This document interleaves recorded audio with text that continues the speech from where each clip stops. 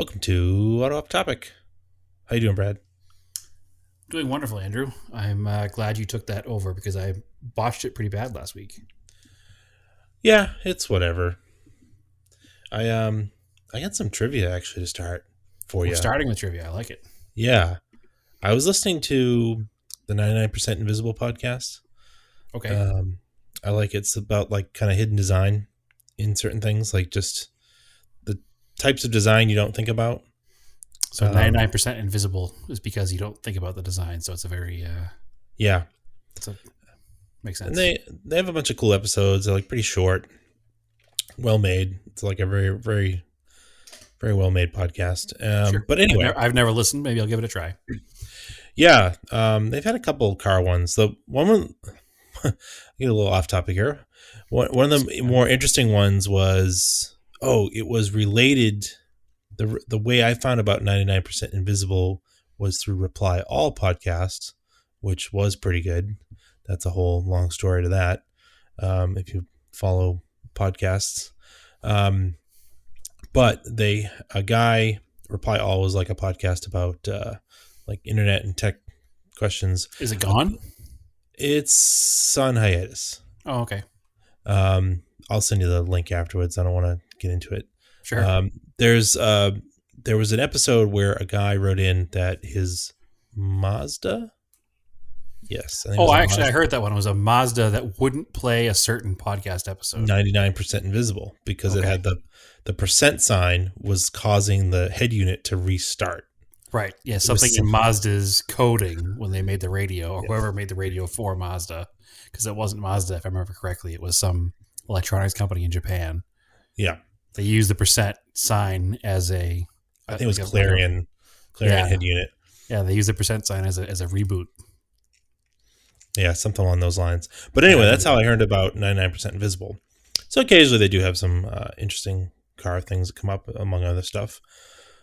Because I don't always like to do stuff about cars. I like to learn about other things. I think I am going to quit this podcast now, knowing that you have other interests outside of cars, Andrew. That is not cool. All right. Okay. So license plates, they have slogans on them. Sure. Like what's your state's license plate slogan? Something about the Copper State, I assume. There's so many plates. I don't remember. Okay. The main one. What I mean is there's so many that you don't even just see the main one all the time. Right. I don't know top of my head. I don't know, but I'll look it up real quick, though. No, I can just tell you. It's the Grand Canyon State. Oh, yeah, I do that.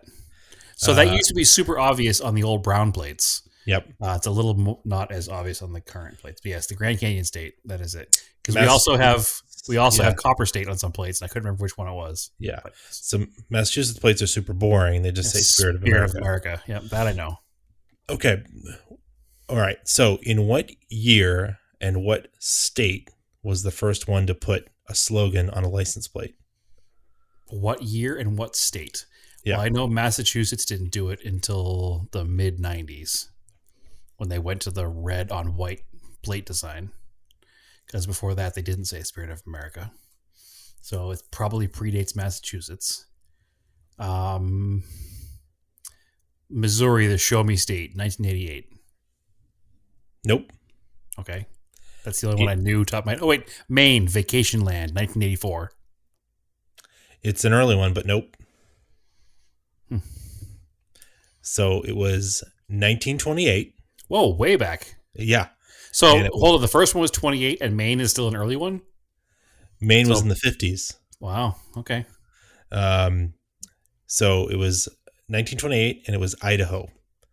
And it was Idaho potatoes. And they actually had a potato on the plate behind the lettering. Which is not common back then because plates are pretty boring back then.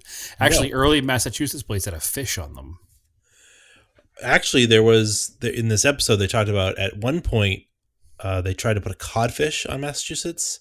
Yep. But then fishermen made them take it off because superstition, the codfish was swimming away from Massachusetts because they had a bad catch that year or something.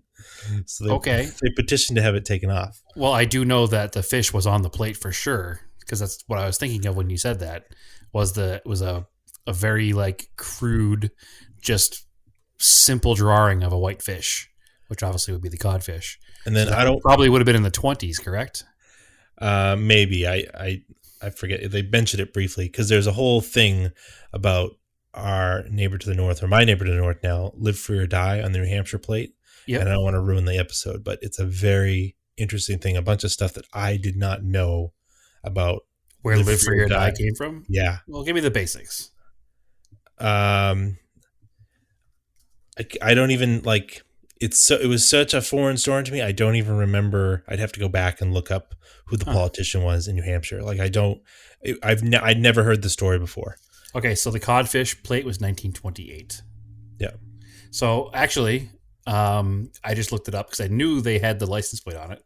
I had the fish on it, and yes, it is swimming away from the word Massachusetts. Yeah. So it was 1928, and Massachusetts was the first state of any state in the union to put a picture of anything on the plate. Oh, well, this podcast episode said it was Idaho. Now the slogan was Idaho, but the picture was Oh, Massachusetts. huh. So anyway, Yeah, it's a weird little thing. And then they basically got into all the slogans came about during when the car really became more popular for like road trips because the states were trying to advertise to come to your state. So 1928. Sorry to go back to this one again.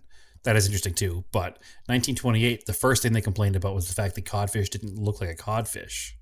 So in 29, the codfish became a different design, had more of a codfish look to it. I've never seen one of these codfish plates. I'll have to look it up. Well, I pictured it in my brain immediately. The second you said it, I remembered the plate because, growing up with the North Shore Old Car Club with our dads, I remember it being some 20s cars with year of manufacture plates with these fish on them. So, but then 1930, there was no more fish. There was just a little, like, kind of a weird small design on the plate, but that's interesting. Yeah. So Idaho was first. It makes sense it was potatoes, that's for sure. Yeah. That's a whole interesting thing too, having a collector car that you can get a year of manufacture plate. I don't know if other states do that. That's a thing in Mass. Yeah, other states do it. I know the two states I'm aware of, Massachusetts and Arizona, both do it. Oh, okay. So the other cool thing about Arizona is you can have. So say I found a vintage like 1940s license plate. Yep. I could actually use that on my 2013 Jetta as long as that plate number is not currently in use in Arizona. Oh, that's weird. It doesn't need to be on a old car. So as long as the plate number's not, I mean, it would look dumb. Obviously, I wouldn't do it, but that's how it works. So I'm on the lookout for Arizona plates all the time. I found one the other day that I have in my collection, which is probably worth a mint because it's 911-930. Oh, which is like, yeah, I could probably sell. Yeah, somebody with a 930 turbo would probably pay me a healthy sum for that plate to register it on their car. So go put that on a Porsche site. Yeah, maybe I should sell it for $1,000 or something. Yep, and I also have an original Porsche plate frame that I found elsewhere in Arizona from a dealership. So, I suppose. I mean, it's not. I don't remember doing anything about license plates, but it's kind of interesting because like California, they stay with the car forever. I think in England they stay with the car forever. Yep. Well, in England they don't even have like a standard license plate. Like they make them to fit the car. Like you can look at any Jaguar E-Type sold in England has the license plate literally like stickered on the hood. Yeah. So it's weird. They have strange rules over there that we have to figure out what they meant and how it works because it's very, very different. But yeah, California, they stay with the car for the entire life of the car, which is why the front plate on my Colt is the plate that my Colt was registered with in 1978. So it was registered routinely from 78 through 2015 before I ripped it out of the state. Yeah. So neat. That's cool to trivia. I never would have guessed Idaho because it seems like such a small, populous place in the 20s. Yeah. But that's cool. Excellent. So, what have you been up to? Well, I wanted to give a quick shout out to our friends at Rad for Sale who are on because the site is alive now. Oh, that's right. Alive. The site is live now. It's So alive. it's alive. So I wanted to give them a quick shout out and let everybody know that there was a minor little delay, but everything's running smoothly now. And the first batch of cars is up there for sale. So Mm-hmm. make sure you go on there and take a look. And if you get some extra cash burning a hole in your pocket, you can buy the Turbo Colt and just bequeath it to one of us. That would be nice. Cause It's up to like $3,500, I think. yeah, 31 I saw earlier today. Maybe it's 35 now. I don't know. Either way, that's a fair price for the car. It's not something outrageous, I don't think. I mean, there's like 5 days to go, so we'll see. Yeah. I figured the car's worth, it's one of the few left. To the right buyer, it's probably 5-7 grand, I would guess. That sounds about right. Yeah, that's where I'm gonna put my guess on it. I don't think I've ever seen one in that body style. I mean, I've seen that body style Colt in the past before I was really aware of there being sporty Colts. Probably growing up, I saw a few of them and didn't realize what I was looking at. Yeah. So No, I haven't seen one ever. Definitely not recently. I definitely have not seen one recently. I do recognize the body style Colt. I've seen that around, 20 years ago was a little more common. It's definitely, I mean, that 78 Colt you had, that front wheel drive one, was it 70? That was 80? Yeah. That body style to me is like, okay. It's very like late 70s. Yep. Hatchback, like supposed to look like a Pacer or a Gremlin or something. I disagree with that statement altogether. It's more like I think it looks more like a Dodge Omni. Okay. Yeah, it's definitely like a clone of that car. But it predates or one or the other. Okay. All the hatches in the 70s kind of had a similar look. The Rabbit kind of looked like it. The Colt kind of looked like it.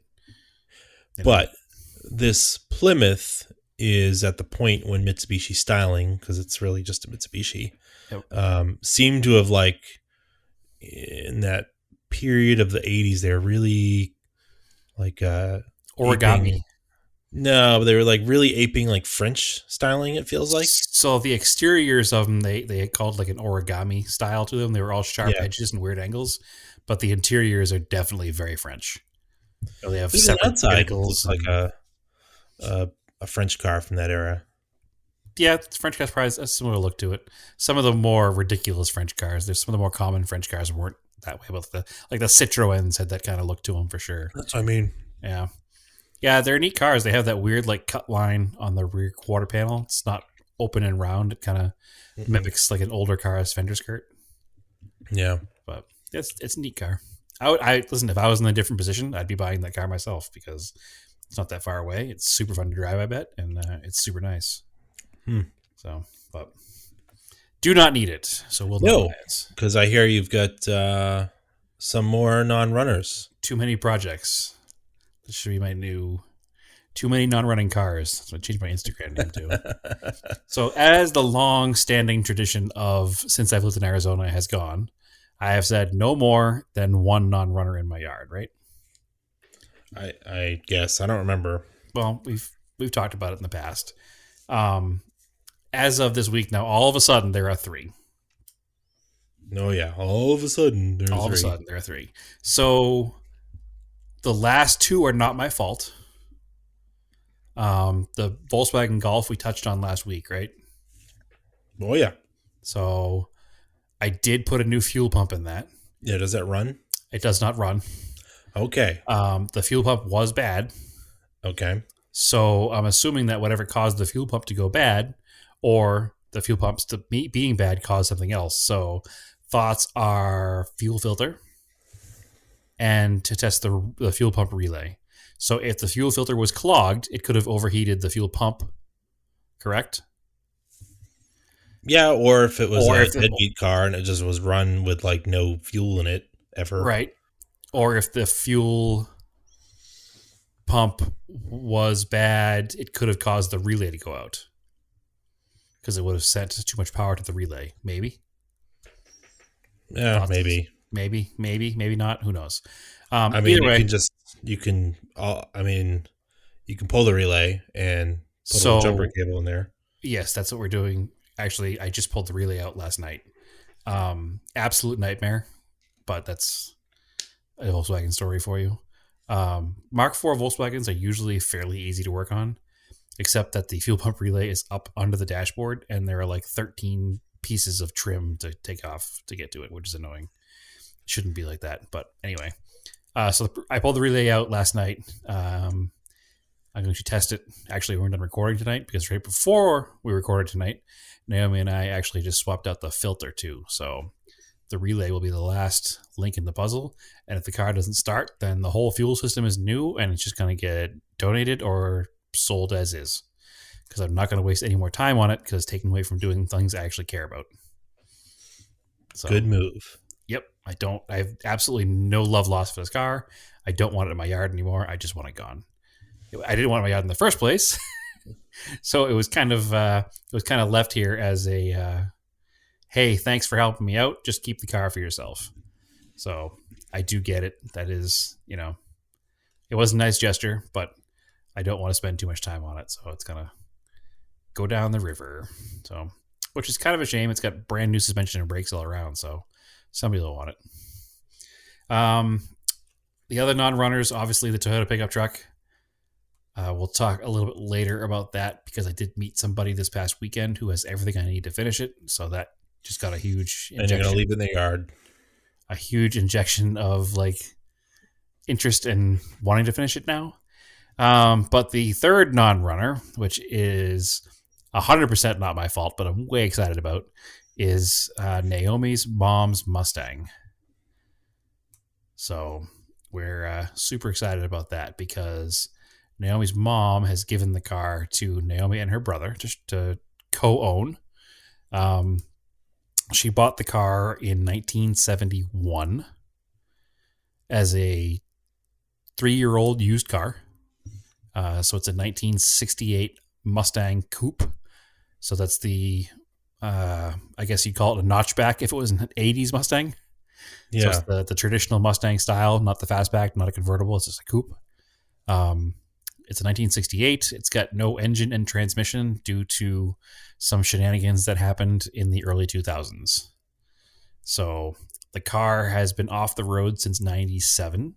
Still has the brown Arizona plate with the 97 sticker on it. It was in storage in Oklahoma because her mom had moved to Oklahoma and brought the car with her. And something had broke in the motor and they put it in storage until they had the time or money to fix it. And it was in storage at we'll call him a quote unquote friend's house. And while the car was there, the quote unquote friend sold the engine and transmission out of it. So that's a whole nother story that I'm not going to get myself involved in because it is what it is. It's in the past. It happened in like 2005. Weird. So we had way predates me being involved and, she just gave the car to them now. So I think starting with this nice solid Arizona chassis Mustang is a perfect place to start, and we'll start building it from there. So it's a 68 Mustang. They bought it here in Phoenix. It was sold new here in Phoenix to a police officer. It lived most of its life here in Phoenix. It did, interestingly enough, spend 1 year in Massachusetts because Naomi's father, Roy, was in the Air Force. And he was stationed at Hanscom Air Force Base. So they lived in Massachusetts for 1 year. And they drove the car out there. And I've actually pretty neat. I have pictures of it towing a U-Haul trailer across the country. And some pictures of her mom and dad driving it across country. Then it moved back to the West Coast. It was in San Diego for a few years while they were stationed there. And that's actually when Naomi was born, was when they lived in San Diego and the car was there with them there. Then it came back to Phoenix and then eventually Oklahoma, and now it's back here in Phoenix again. So it appeared at the house. Her brother Chad dropped it off, I think Monday night. Yeah, it was Monday night. So we got it in the yard, backed up in the corner, started cleaning it. It's covered in dirt because it's, been sitting in the Arizona desert for a few years. It's surprisingly not destroyed, being as that's been sitting in the desert for a few years. So the interior it needs seat covers because those get destroyed, obviously. But like the dashboard's not terrible. The headliner's complete. The carpet could probably be, refreshed or replaced. But the beauty of it is it's a 68 Mustang. So every single part under the sun is available. Yeah. Like they remake every nut and bolt you can buy brand new. So it's a super neat car with a super neat story. I was talking to her mom about it last night, and she was telling us that she bought it her senior year of high school. She paid $500 down on it at a dealership, and she financed the rest, which was $1,000. So it was So wild. $1,500. She paid $48 a month for it. So that's a pretty cool car for $48 a month and $500 down. But she was super proud of it. It actually still has the turbine style Western mags that she bought brand new to put on the car. And I never have been a huge fan of those wheels, but after we cleaned the car, they're in mint condition. Like they're not even oxidized. There's no curb marks on them. And I think with the right set of tires and the right stance on the car, they might look kind of cool. So Naomi wants to keep them on the car because it was, what her mom chose at the time. So I get it. Try to keep it as close to what it was as possible. So I'm pretty stoked on it. So I broke the VIN down. VIN numbers back then were much shorter, but they told the whole story in the VIN of the whole car. Like every number in the VIN really meant something specific to that car. So there's a couple of places that have Mustang VIN breakdowns on the internet. So I found one of those. And I learned that the car was built in San Jose, California, which apparently the plant is now a mall. Yeah, it's funny how many places used to have, or how many manufacturers had manufacturing plants all over the country. Like it was cheaper than shipping vehicles. Yeah, well, they used to build Chevrolets in Springfield, Massachusetts. Yeah. Like you don't think about that now because all the cars come from centralized areas and are shipped around. But this car was built in San Jose, California, on August 15th of 1967. So it's a late 67 build to be a 68 model year. It was Acapulco blue, which is kind of a medium metallic blue. I don't know what modern car color to compare it to, but kind of a... I don't have a name for a color to compare it to, but it's a neat color. The car looks gray in pictures right now because it was painted by Mako in the early 90s. And the Mako paint job hasn't obviously held up very well in the sun for all these years, not being cared for. Also in the early 90s, her grandfather had the interior redone. So the seats have the original vinyl on like the bolstering on the sides of the seats and the back of the seats, but the seating surface is in a super late 80s like deep blue velour material. So that also has not held up in the sun. That's got to be replaced. But again, that blue vinyl interior that Mustang had brand new is available from all these different sources. So that's super cool. So Acapulco blue over blue vinyl with the luxury interior trim, which was a couple of different chrome doodads on the door panels. It was a radio surround with this door that opens up and down, almost like a garage door. And it was an overhead console that goes from all the way from the front over the mirror with two map lights all the way to the rear window in the top of the car, which is kind of a neat trim piece, which I've never actually seen before. A pretty rare trim piece on a 67, 68 only car. So that's neat. The other factors are it's a 302, and then they made it with a 2-barrel and a 4-barrel. This car came with a 4-barrel, so it was like the more higher performance one. And the transmission choices were a 3-speed manual, a 4-speed manual, or 2 different automatics. And it has the 4-speed manual, so again, the performance option, which is cool. And then the rear gear ratio, they range from like 211 to 4 something. So this is right in the middle. It's a 3.00 rear gear. So not a drag race gear, but also not the total highway gear. Yeah. So it's a good kind of mix, middle of the road kind of thing. So the guy that ordered it brand new ordered it as, probably a pretty fun car to drive. So I'm excited to get it put back together. So during her mom's ownership, when she was driving it back in the day, at one point it had headers put on it, which are still in the car. So it's got like 4-into-1 style headers that go to true dual exhaust with a pair of glass packs that are still in the car. So she was laughing, saying that they didn't call her Mustang Sally, they called her Mustang Bonny Her name's Oh, Bonnie. Yeah. So that's now again, not big on naming cars, but this car is now named Mustang Bonny after her mom's. To play homage to the fact that the car exists after 1971 to now is what that's 50 years, isn't it? So this car's been in the family for 50 of its 53 years on the planet. So that's pretty cool. so So I just looked it up real quick. So $1,500 in 1971 yep. is almost 10 grand today. Okay. So that would be like going out and buying a 2018 Mustang today for 10 grand. Which doesn't work either. Right. That does not compute. No. So Yeah, to get like a 10 grand GT, you'd be buying like an '05. yeah, you would actually. 05, 06 is probably somewhere around there. The first year of that retro body style. Yeah. That's probably in that 10 grand range. But yeah, so she got a good deal at the time. And I guess it doesn't much matter when you spent $1,500 on something in 1971 and you still own it in 2021. That's pretty good. Yeah. Like that's dedication to the craft. That beats my dad's Camaro because he bought his Camaro in 75.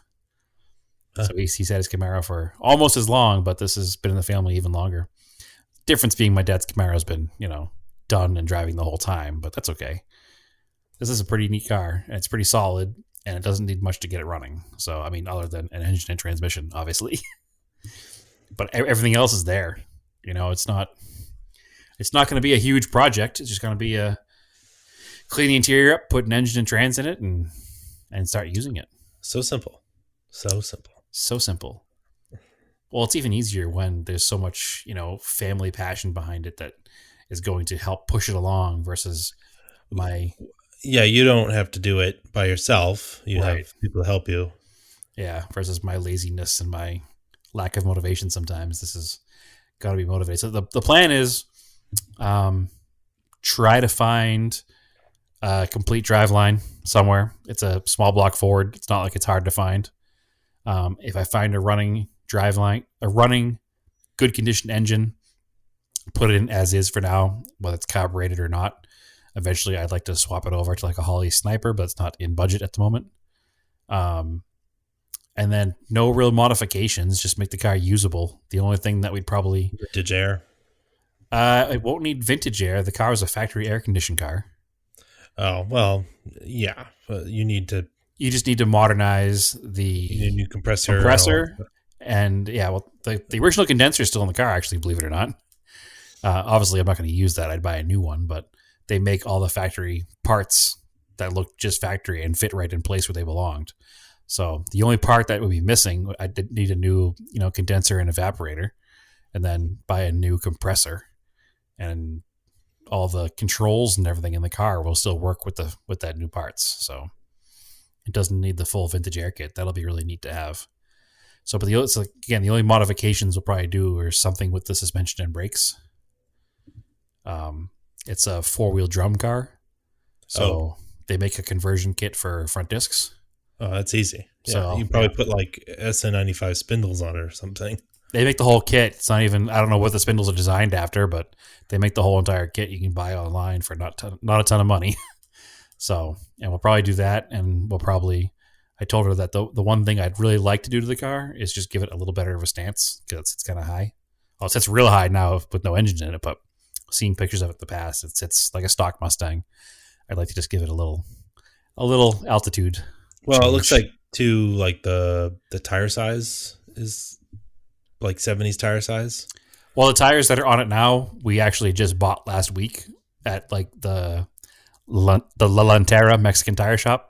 They're used $25 tires because the tires that were on it from 97 sitting out in the sun and they wouldn't hold air.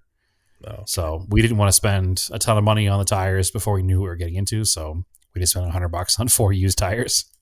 Yeah. So they didn't have a matching set of 4. So the back tires are okay. The front tires are too small. I think the tires in the front are 175, 50, 14s. Oh. So they're literally just there to roll the car around until we. These are 4. It's got 14-inch wheels. Yep. Not even like 15s. Oh. Yep. I think they're 14s. Yeah, they're 14s. That'd be a little tricky to find, but Tires? Nah, Yeah, 14s, absolutely. nah. Very hard to find. Same size as on my Colt. Fine, Really? fine. Yeah, Colt's got 14s. Yeah, but the sidewall's different. That's I don't know. They look so much bigger on that car. So the Colt's got there'll be a little bit taller sidewall than what's in the Colt, but you can get like a 205/60 still at a 14. We're not looking for like race car tires here. It's just gonna have No, a no. pretty fairly cheap set of like all seasons or something, So you can still get passenger car tires in like a 205 Well, I think 55. Vertestein makes a good 14, Yeah, actually they didn't make one that fit the Colt. I know that. or maybe get some Comptiers. Yeah, You can, because I was just looking at tires for the Camaro. So tangent here. yeah, Um, I'm going to be in Massachusetts in May and in July, so I want to have my Camaro on the road. yeah, And the tires in the Camaro need to be replaced. yeah. So I was actually looking at tires earlier today, and I was thinking about putting a set of radial TAs or comp TAs in that car. BF Goodrich doesn't technically make them anymore. Are they Cokers? They're made by Coker, and they're $240 each. Whoa, that's a lot. Yeah, so I don't think we're gonna wind up getting those. No, come on. Nobody makes a other than like the vintage tire places. That's such a bummer. I didn't do a ton of searching, but that was my what I found today. Well, they radial TAs, right? Do a quick I mean, search. that's a our buddies over at GWA talk about this too. Like that's going to be a problem. Like we're going to have problems finding tires for even 80s and 90s cars Oh, because it's maybe I'm wrong. Maybe they do make them because all that came up earlier was Coker, but I guess they do have them elsewhere. Okay, good. I'm less panicky right now. It was just that one size that I was looking for only came yeah. because the Camaro's got 14s on it too. Again, So, doesn't look like it. It's well, the weird. tires are like monster truck tires. Yeah. The tires in my Camaro have like, what are they? 215/70 14s? Yeah, they're too tall. They're like a truck tire. Yeah. And they don't quite fit. And the other problem is those wheels that are on the car are the offset in the front is too deep. So Yeah. with tall tires and the offset being that deep, they rub the fender on the right, undulation on the road. So I have the stock green Steelies I'm going to put back on that car this summer. So I just re-registered the car actually this week. And we'll wind up so I can drive it in May when I'm out there. So Nice. we'll have to use that a little bit. I wanted to kind of go through it and see what I need to buy to replace it before I bring it out here, so I can just get out here and use it when it's here. But anyway, back to the Mustang. I'll figure out tires later on. I gotta do a little more research before I make a decision. Maybe tires won't be available. We'll have to go with new wheels, but I'm pretty sure we shouldn't have too much of an issue getting some half decent 14s. So yeah, so the car's here. We power washed it under the hood yesterday. Cleaned up all the crud from the car sitting. Got all the mouse turds out of the trunk. Haven't really vacuumed the interior yet. That's probably next. I'm going to pull the seats out and pull the carpet out and make sure there's nothing living in there anywhere. Mice, scorpions. Oh, the cattle show up and hang out. The windows are up, so we should be okay. Okay. Won't have to worry about the cat. And the good news is the car doesn't run, so I won't launch it into a wall like I did this area. But yeah, it's exciting news. I'm stoked the car's here. Naomi is super stoked on it because it's her mom's car. She has memories. Actually, she drove it her freshman year of college. She actually drove it to and from school that year, so she's got some pretty heavy seat time behind the wheel. Yeah. Exciting times. Any project car updates in your end? Sorta. So the last episode we did that little segment on like Craigslist deals, and Yeah. I shouldn't go on Craigslist for deals because Not when you you get might money. find one. Not when you get money in your pocket. So locally, a couple towns away, I literally I didn't even type in. All I did was I looked up. The year cutoff was 95. and by owner. That's all I searched. Okay. And a 95 Q45 came up. The Craigslist gods just knew that you wanted to be a dirty Infinity collector. Yeah. Well, I really like first gen Qs. Yep. I think they're really cool. And they're super Japanese. Yep, they're super cool with that belt buckle front emblem on them. Yeah, the 95 is not a belt buckle one. It's when they went to more traditional grill. Is it still a first gen though? It's still first gen. It's a facelift first gen. So like 90 through 93 was a belt buckle.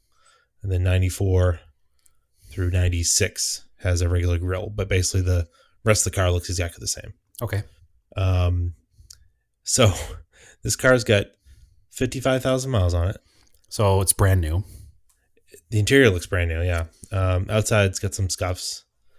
Needs to be cleaned up. It's got like normal surface rust. It was always a Northeast car, but it came from New Jersey. Yep. So I contacted the guy. I ended up going to talk to him. He's super nice. He's like, I've had like a bunch of these. They're like my favorite cars. He's like, but this one's got a weird thing where it just wants to stall out. After it might drive fine or it might just stall out. And I was like, all right. So I'm looking at it, and it's a Q45T. Oh, it is a T. So yeah, so it's got the rear spoiler and the LSD and traction control. Cool. He's got all the original keys. He's got the original window sticker. He was telling me that, I don't know, he's like, apparently he didn't know that there was a watch function on eBay. He's like, yeah, I put a bid on it, so I keep an eye on it, and I won it. So I was like, okay. And it wasn't very much money. And he's like, if I don't sell it by the end of the month, I'll probably donate it. So make me an offer. Sweet. So I made him an offer, and he accepted it. Yeah, and he's like, hey, he's like, do you have AAA? Or he's like, well, I have AAA. I mean, I'll just have it towed down to your house. I was like, I'll just tell him that you're my friend and you're doing work on it for me. It's like, all right. I'm not gonna take the free transport away. We'll take it. Decent deal in a car and free transport. That doesn't happen every day. Yeah, and he's like, oh, and I got an earlier service manual for these. I'll give it to you. All right. Oh, so that's where you got the service manual you were referencing the other day? No, they're actually all on the Nico Club forums, the Nissan owners forums. They have all PDFs of like every Nissan and Infinity. Oh, that's cool. I mean, they're not, unfortunately, because if you don't make a PDF in a specific way, it's not searchable. Right. So you gotta. You still have to go through them all. So that's why I prefer paper versions, because it's easier to look through them. But it's better than nothing if you don't have anything else. Right. And actually, I just got a paper one for the G20. So now I have a 95 G20 and a 95 Q45. You're just a couple cars away from starting the Kelly Automotive dream. And in 95, the only other thing would be a J30. I don't think, maybe an M30? They didn't have i30s yet. I don't know what year M30s were, but 95 sounds right. Yeah. I think M30 is my favorite. It's a pretty cool car. Yeah. I wish to get the manual because I did the G20 because of the manual, but the Q45 is cool because it was more of a sporting car than a GS400. Yep. Or LS400. It was more sporting than LS400. It was probably more like a GS. Yeah, it was in between. Yeah, it's these are big cars. They're like 7 Series size. Yep. Like it's and it was like less money probably than the BMWs. Oh, it definitely was. But still, the window sticker on this car was a $58,000 car in 1995, which is insane. Yeah. And they're rated at like 284 or something horsepower, which is a lot. It's V8. Yeah. I remember driving them because people were still bringing them in, which now this makes sense. I didn't realize how much they cost new. Now this makes sense that even in 2000, because this car had only been like 5 years old, you would have brought it in for service at the dealership. Because they were pretty complicated too at the time. A lot of people didn't know about them. They scared like your corner mechanic. But still, it's like that would have been like a $30,000 car in 2001, 2002. So do you want to know what $58,000 in 95 is equivalent to today?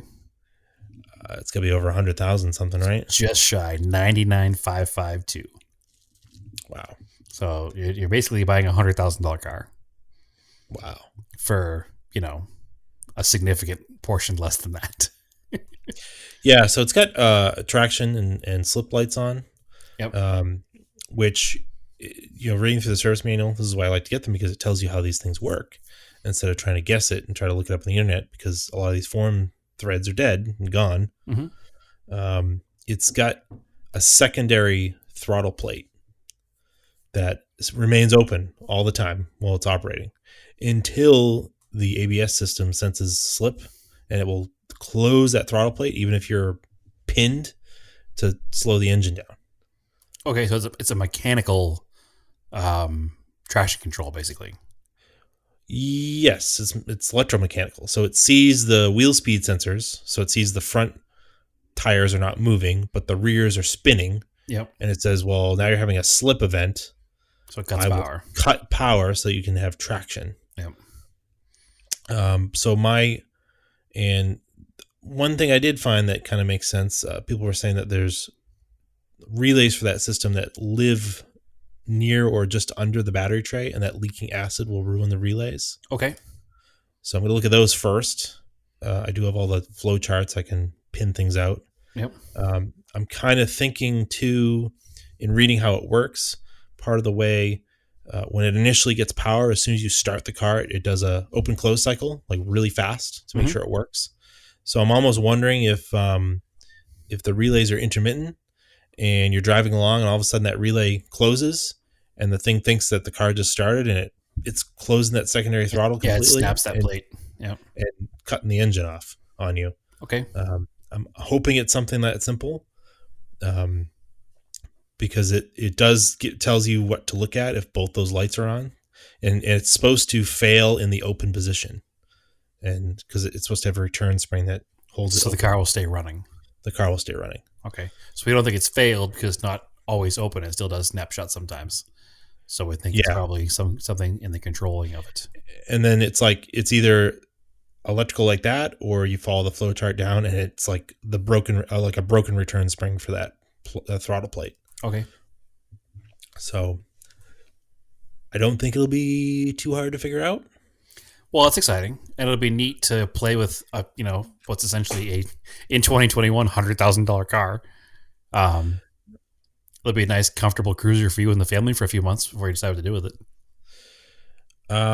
Yeah, I mean, it's probably going to get cleaned up, and I think I'm going to put it on one of the auction sites. So excellent. It's you should probably put some miles on it first, just to clear everything. Yeah, and plus I also know the auction sites, they like it better when the car is registered in the owner's name and has been used.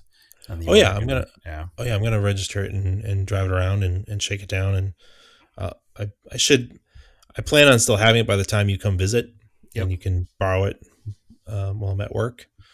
Yeah, I like to take it for a ride and while visiting. I mean, otherwise it fired up. It was super quiet. It I don't know. It's can't be like the interior is like in good shape. So yeah, I'm way into it. I like the cars a lot. I like them more than I like the LSs. I like the LSs a ton. So this is even cooler. It's a cool car for someone. Like I wanted to buy one like out west just to go to a Radwood show. Yep. And hopefully I have it and there's a show locally, maybe, I don't know, or we'll see. Because again, it would be nice to bring one to a show, put it in their corral that like we talked about. Yeah. Before it goes up for sale. Yeah.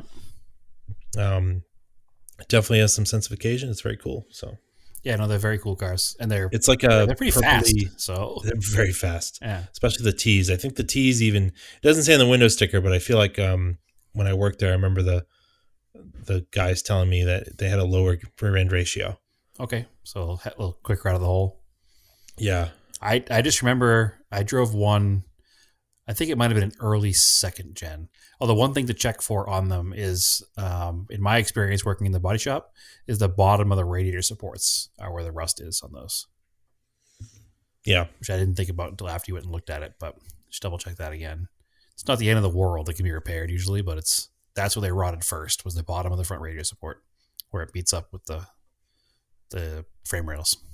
Yeah, that was a common Japanese thing from the 90s. That was a common all foreign car thing of the Yeah, 90s. uh, Volkswagens did it too. yeah. The G20 has some rust there. I don't. It's not rotted through, but it's crusty. Yeah, scuff it down and put some primer and paint on it and call it a day. Yeah, just So, well, probably just scuff it, POR it, and yep. preserve it. Yep. Yeah, that's the other thing. I got to get to that. It's finally getting warmer, so I'm going to get to that G20, and it's all registered. I just want to change the oil real quick and drive it around a little bit, See and what it really needs.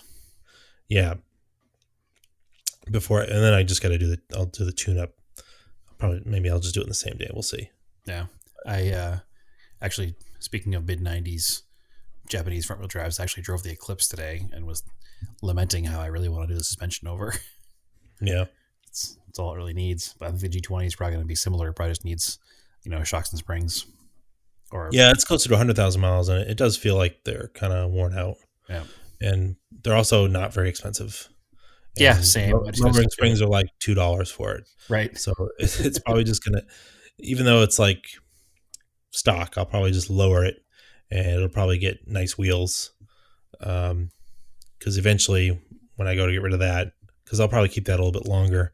I want to enjoy it, but it'll make it look better, and I'll just include the original springs for if somebody really wanted them. Yep.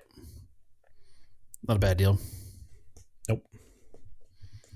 Cool. Well, I went to a couple of events locally this weekend. Yep.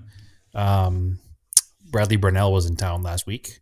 He was doing a Indian motorcycle launch ride. Yeah, launching them all right. Yeah. Yes, exactly. I'm sure he won't mind us saying that because he did write an article about it on Jalopnik. All over the internet. Yeah, he did put a brand new Indian into a mountainside wall, but at least he went off on the mountainside wall instead of the cliff side, right?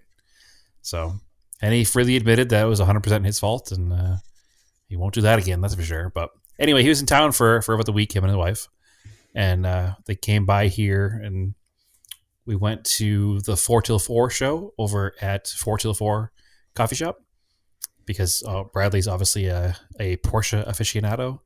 And that was the first Saturday of the month, so it was Porsche Day. So that was pretty cool. I learned about a car that I did not know existed. What was that? I'm going to have to look up the actual specs on it, but it's a 911 SC, and they made something like 200 of them. It's 911 SCRS. I don't know the exact specs of them, but it's basically a, what do you call it, like a homologation car. Mm-hmm. So SCRS. I don't know what it's worth, but probably a lot. Sounds like it. Yep. It had a full Rothmans livery, cage, straight pipes. It had lights on the hood, like a light bar on the hood. What a super cool car. I've never seen one before. It's got the full like 930 style fender flares, but not a turbo. It's just a super rare car I'd never really heard of until seeing this one. We were walking up to it, and he's like, it's probably a clone. And I was like, I don't know, man. Scottsdale's, there's a couple of dollars here in town. And the closer and closer he's looking at it, he's like, wait a second. Maybe this is a real one. And kept looking at it some more, and it's like, yep, that's a real SCRS. So that was a super cool car. I don't know enough about the specs to really talk too much about it. It looks like it was 83. And when I said 200, I meant 20. They made 20 of them overall. Oh. Yeah. 20 of them to satisfy Group B homologation. So basically, it's a Porsche Group B car. Oh, before the 959. Yes. So Rothmans actually was the one who put the whole thing together. So that's why this car had a full Rothmans livery. Yeah, because the 959 was supposed to be the Group B car. And then that went away, and then that's where they used it into car. So yeah, 20 cars made for street use, 5 sponsored by Rothmans and retained by the factory for works competition. Built, entrusted to ProDrive in England. So, yeah. So this was $49,000 in 1983. Yeah, just probably a lot of money.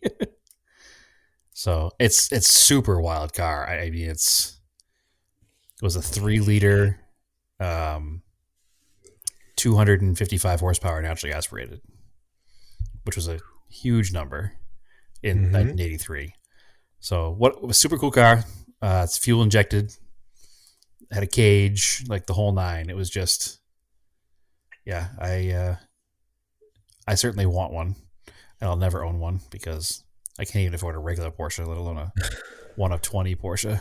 That car's like a spaceship in 1985 as far as technology. As far as the engine technology, sure, because the rest of the car is a 1967 911. Yeah, yeah, You yeah. know, they're not really super special otherwise. It's just what a cool car, and I can't wait to learn a little bit more about it. Let's see, SCRS. Nope, I thought I was going Well, to pull one anyway, up for sale. That was, but there's not because there's only 20 of them. They probably don't for sale very often. anyway, anything Anyway, else in that show? it was a couple of just typical Porsche show. A lot of neat old Porsches. Nothing else stood out quite like that one did. That was a super cool thing. I got some He pictures. won Cars and Coffee. He definitely won Cars and Coffee, especially when he started the thing. Oh my god! I have some pictures. I haven't shared them yet because I've been sharing pictures from the event that I went to on Sunday, which was super rad. Um, the Arizona Vintage Japanese Car Club, which Mm-hmm. is not necessarily a car club. It's more like a Facebook group that's called that. Put on their second event. I had to miss their first one because it was Thanksgiving weekend and we were out of town. But this one here, I was like, nope, not going to miss it for the world. A friend of mine who lives up in Kingman, Arizona, which is about 3 hours from here, has a pretty rad 76 Toyota pickup, same body style as my blue 78. Um, and he has a matching trailer with matching cap on the trailer and the truck. And inside the trailer is set up for camping. It's got a platform with pull out drawers, and him and his wife can camp in it. So they came down late Saturday and actually camped in our side yard so they could go to the show in the morning. So that was kind of cool.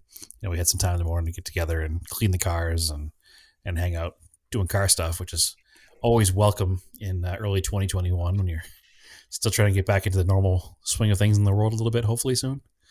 So the show itself was awesome. Super respectful crowd, which is, it's almost seems like something you shouldn't have to point out, but in 2021, going to a car show, a respectful crowd is half the battle. It seems, there's no revving, and when everybody left, I was one of the last ones to leave. The parking lot was clean. There wasn't trash everywhere. It was a really refreshing event full of like-minded enthusiasts of us. So it was cool. There's no real rules. It wasn't any kind of awards ceremonies or anything like that. It was just a pretty low key, almost like cruise in style show. Um, there was stuff as new as a R34 Skyline, which is an actual R34 Nismo that's a legal Motrex car. So that's a pretty wild car to Ooh. exist. Yeah. Speaking of big dollar cars, that's a serious big dollar car.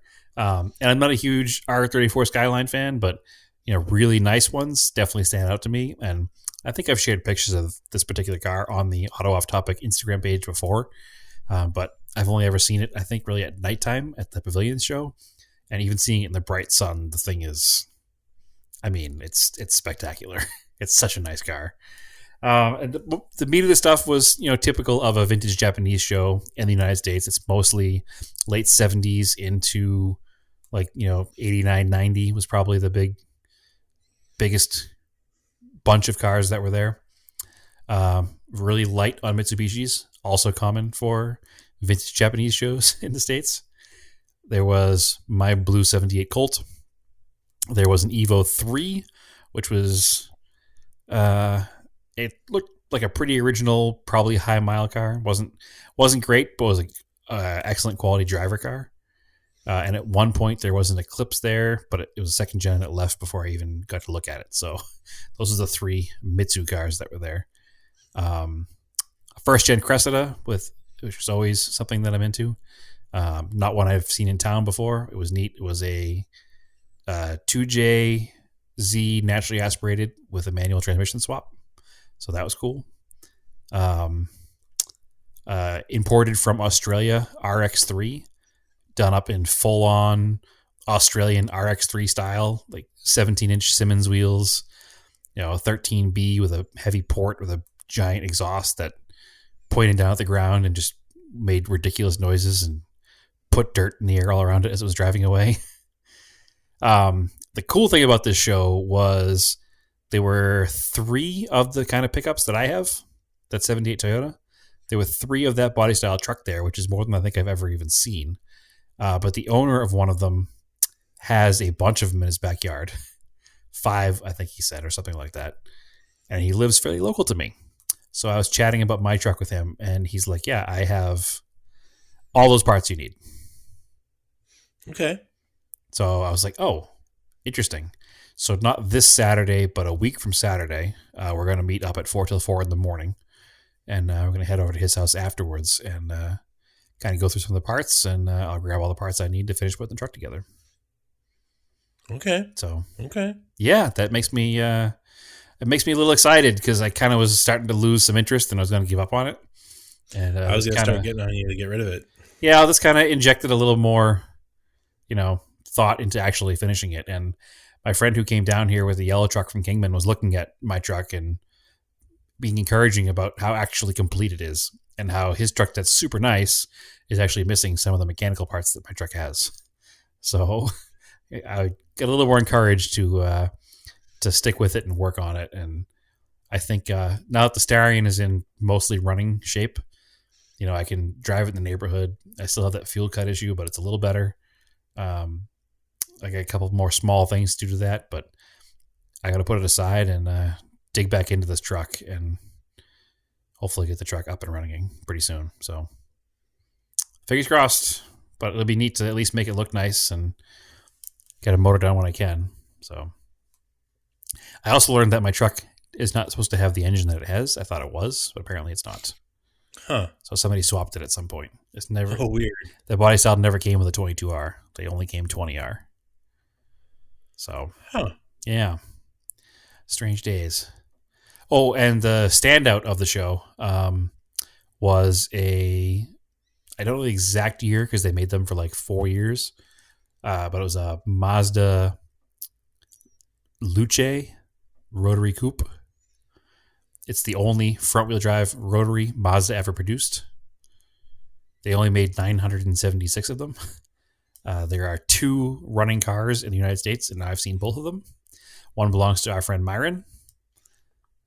Myron of the Lost episode, unfortunately, which we'll have to have him back on to fix that. And the other one belongs to this gentleman who lives here in town who actually drove it to the event. And I didn't get a chance, but he was pretty happy to chat about it. People who were way into it, and he let some people take it for a cruise around the parking lot. So hopefully in the future I can meet this gentleman again and take it for a drive. Was it Myron? It was not Myron, no. Myron's car is actually a little bit nicer. This car was not any slouch by any means, but it was a very nice car inside. It was an interesting color. It was kind of a pale yellow with a green interior. I can't remember if we saw it at his collection. It was not at his collection when we were there. I've seen it at the Peterson. So yeah, I know we got to drive the Cosmo, which was Cosmo, really cool. Yeah, the 110 Cosmo. His car was at the Peterson, I think, when we were in Ohio. But I've seen it at the Peterson. It's white with a black vinyl roof. So this car at one point probably had a vinyl roof, and it looks like it was painted with the vinyl roof on, and then somebody removed the vinyl roof at some point. I'm sure it must have been damaged or something, because I'm sure this isn't the kind of car if somebody's got a hot rod, they're probably going to put a new vinyl roof on it. I didn't get a chance to talk to the gentleman very much, but man, what a cool car. I'm way into it. It was definitely a standout for me. So, but it's neat. I met a lot of people in the vintage Japanese car scene now here in Arizona, and it's a pretty heavy community. So it's neat to get in with these people and know these people and be able to source parts with them and do events with them and we're actually getting together this coming Saturday night to go to a typical. A sideshow? No, no, definitely not. A typical like cruise night style show. The run by one of the hot rod clubs. So it's only about 3 blocks from my house, and I guess they go almost every week. So Huh. I'm excited to go hang out with them there. But we need to have some vintage Japanese car friends in the area. So yeah, Cool. all in all, it's been a good week since our last episode. A lot got done. New cars all around, car events all around. Life is good, right? Yeah. So Also, you've been slacking on our dirt league, though. yeah, I missed the first event. I'm pretty upset. I think you missed the second one now too. When does it end? Well, Tonight the at first midnight? one would have been started last Friday at midnight, Yeah. so 12 a.m. That went for 3 days. Okay. So 3 days Then, then. Oh wow, it's Thursday almost already. yeah, I've been busy doing real car things, man. I ain't got time for dirt rally. No, I felt bad. I really wanted to do, the Monte Carlo event. you which was- probably could have placed because yeah. like only 3 people finished. I'm- Everybody else. I'm actually pretty good at Monte Carlo usually too. I'm usually solidly mid pack. I am too, but we were all trying too hard, most of us, Yep. and like everyone wrecked except for like 3 people. Yeah. Well, I gotta get in there and do that. I've had it's been a busy this past week. I had a lot of work. I had a lot of actual car stuff going on, and actually I spent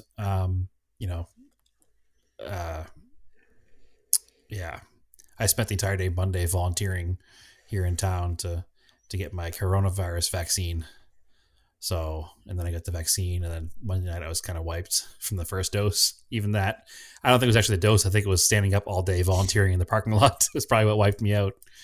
So I've been a little busy doing stuff. So I'll get in on the second half of the rallies this time. Yeah, and we did Sweden, Yep. and I don't like Sweden, so that's okay. I thought I was smoking fast, and then our buddy Chappell came in and got me by 7 seconds by the end. 7 seconds is not a long time over the entire event.